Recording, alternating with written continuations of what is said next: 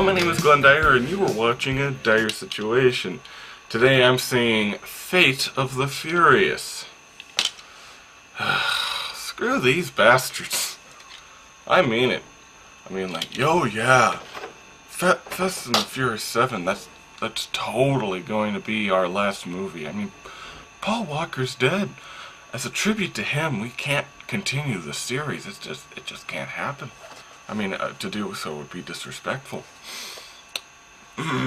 But Vin Diesel really needs that paycheck. Okay, we'll move on. I mean, like, I wouldn't be too upset about this. I mean, like, Paul Walker's character, no offense, he really wasn't very integral in that last movie.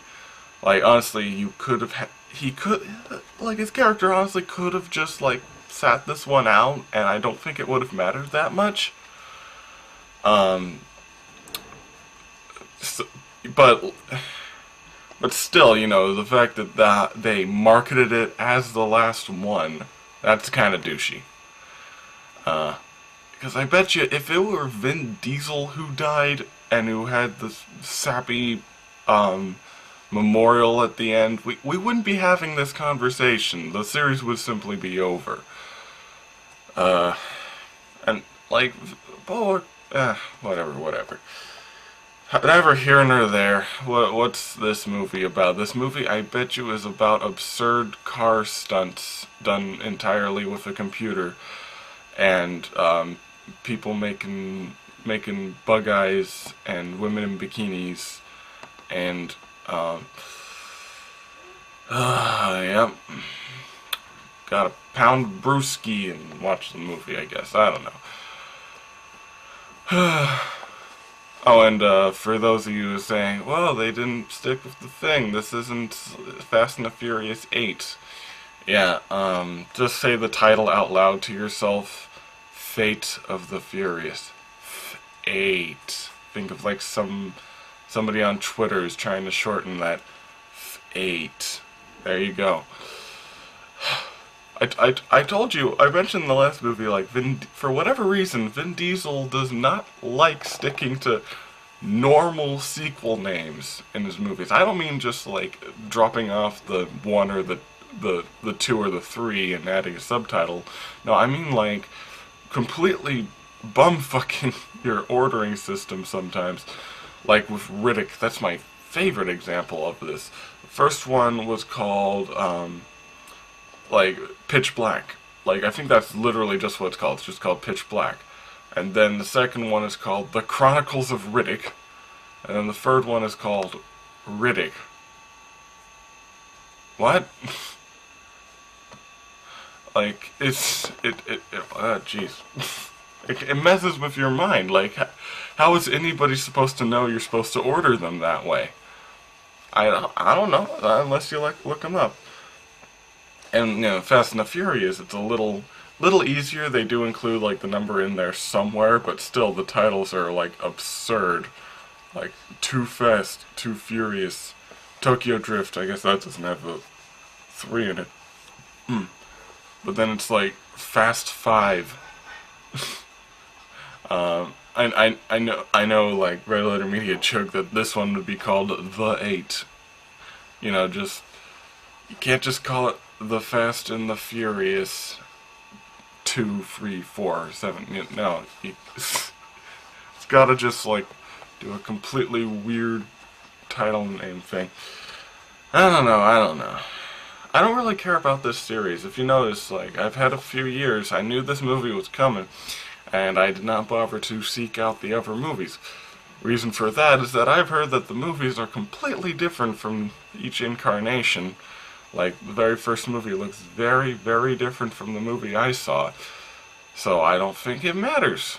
Besides, this is a movie that people tell me I'm supposed to turn off my brain to like, so worrying about continuity seems like that would hinder it, not help. So, let's get to this, I guess.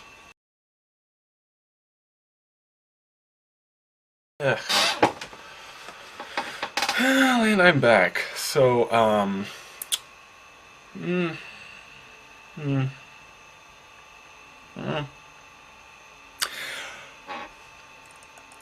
I think I liked it. Like, I liked it a little more than the last one, even, but even so, it's hard for me to, like, pinpoint on some, like, great thing about it. Like, there's some clever action scenes in this movie, don't get me wrong, like, really clever. Even if completely preposterous. Like, for instance, there's a scene, probably the greatest scene in the movie, actually the greatest scene in the movie, where the bad person, bad lady, is remote controlling cars.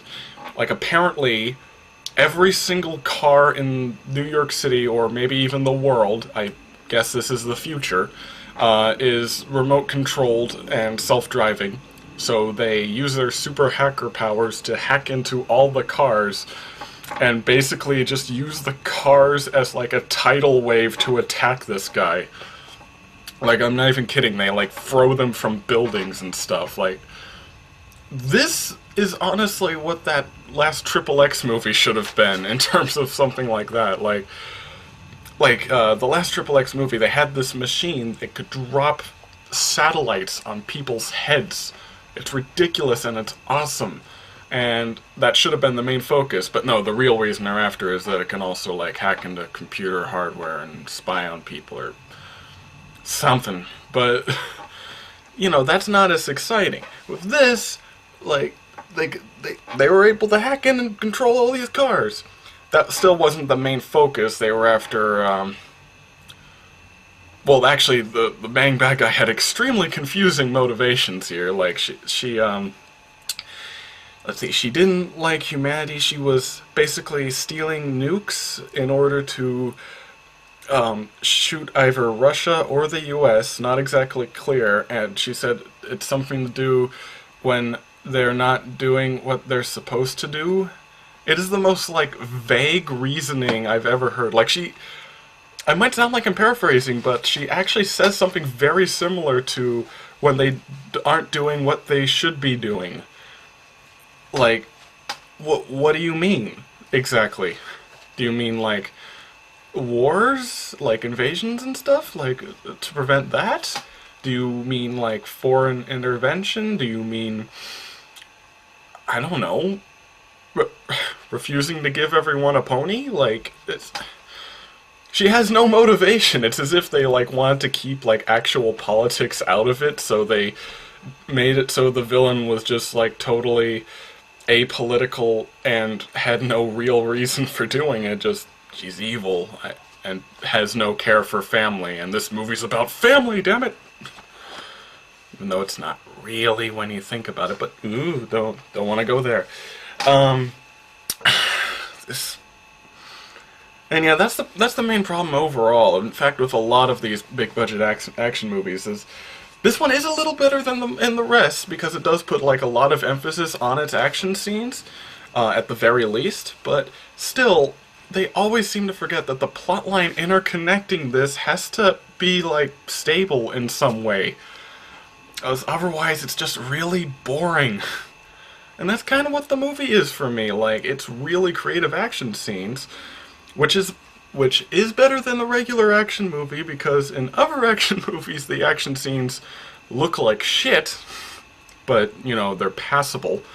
And the story is also bad. But, like, in this, most of the time they look good. Sometimes in, like, hand-to-hand sequences, like, they go real shaky cam and stuff, and that's annoying, but, like, it's not nearly as bad as that, as it could be. And for the most part, especially with the cars and all that, like, really solid action scenes. Really cheesy moments and stuff, too. I'm not even gonna give them away, like, because most of them are towards the end, but, like, yeah, just kind of head-slappingly stupid dialogue, but that's kind of expected. And, oh yeah, and plotline. Not only is it, like, weak, it also doesn't kind of make sense. Like, you'll get this if you kind of watch the trailers, but, like, basically the plot of this one is that Vin Diesel is blackmailed into tearing up the group, right? He's blackmailed into doing something. They have his wife and his son. Well, not his wife. They have his ex-lover and his son that he never even knew about. have him locked up. And they call up Vin Diesel and they're like, "Yeah, if you want to see your kid or something again, do what we say." You know. But here's the thing. It's kind of the same scenario with, like, the Mechanic 2. Why doesn't he just immediately go after the people holding his family for ransom? I mean, are you saying he couldn't? These are people that freaking drive out of, like, planes on cars attached to parachutes and stuff. Like, in this movie, like, one of the team members, Dwayne Johnson, casually rips a concrete desk out from its hinges and freaking, like, bench presses it. Like, are you saying that your team cannot possibly figure this out and help you? I mean, I know, like, the evil guys were monitoring him to make sure they don't betray him, but, like, he finds a way out of that to contact this other person. Why not do something similar to say to Dwayne Johnson, like, "Yo, I'm being held for ransom, I've been told to betray you," and he's like, "Right, we'll come up with a plan, bro." You know, this movie could have been over in, like, 20 minutes. That's the problem when a series like this goes on for too long. Like, you have no end game plan, I guess. Like, wait, that's not the term. That's not what I mean to say. I mean, like, after a while, after they encounter all these different problems and stuff, their defense starts to become way too good. You know? And, like, the situations you have to come up with are so elaborate that they start making less and less sense. So, I guess in this movie the solution is just to ignore the fact that they have those resources until, like, a necessary time. Which is annoying. Oh, and please don't buy that crap that this movie is the last one, full reels. This movie is no more conclusive than the last one was. The last movie wasn't very conclusive except for, like, maybe the Paul Walker thing at the end, but, like, yeah, this movie, even less so. Even less so. There is going to be... The series isn't going to end. I'm telling you, the original cast eventually is going to get too old, is going to die, is going to retire.